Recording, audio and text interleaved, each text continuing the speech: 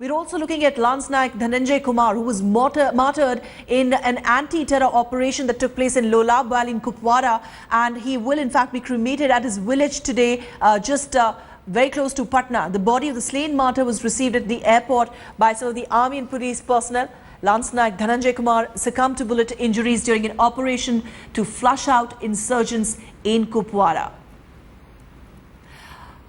Well, Colonel Vijayan Thapar is also joining us. He's the father of martyr Vijayan Thapar. Colonel Thapar, even as we talk about this escalation of tension at the border and the mechanism that are being put in place to de-escalate the tension, diffuse the tension that had been building up, we're also looking at our jawans who've been martyred, 3 of them in a span of nearly 48 hours in this area.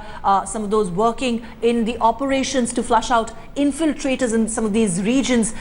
So many of the martyrs' families, in fact, families also questioning what really has changed on ground for our jawans, because before Prime Minister Modi came into power, in his election speeches he had spoken about how there will be a tough talk with Pakistan, but on ground jawans have been martyred and the tension clearly is still on the rise.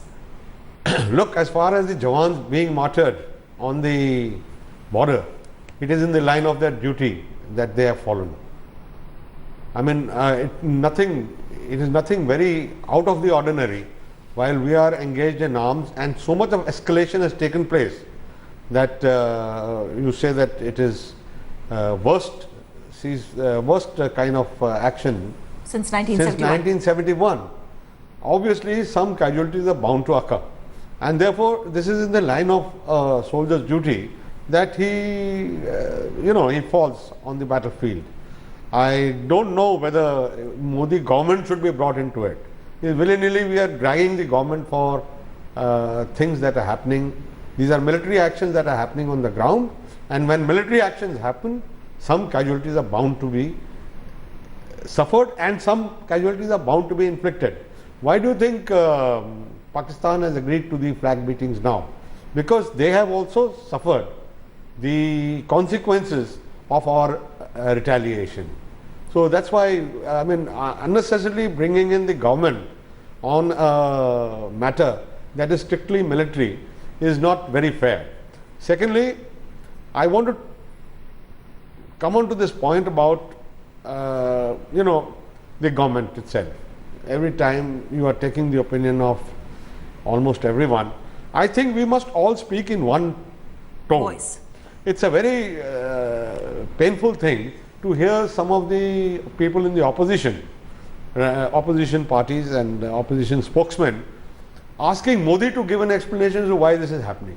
Right. What else do you want to do? You want to take a tough stand with Pakistan.